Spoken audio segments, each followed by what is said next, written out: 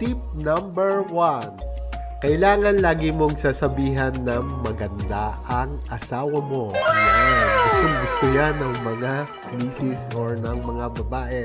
Dahil curious sila sa kanilang mga itsura. At mas maganda kung lagi kang nagagandahan sa kanila or sa halip na tumingin ka sa ibang magagandang babae, tulungan mong pagandahin yung misis mo. Alam nyo kasi guys, is parang gagawin lang naman natin yung ginagawa natin lagi nung nanliligaw pa tayo sa mga misis natin, 'di ba? Nung nanliligaw, yun yung kauna-una. Hindi ko alam kung pare-parehas ang mga lalaki ng strategy na pagka nagpapapansin sa kanilang mga misis ay ang una nilang sinasabi, "Huy, ang ganda mo." Kaya yun ang aking number 1.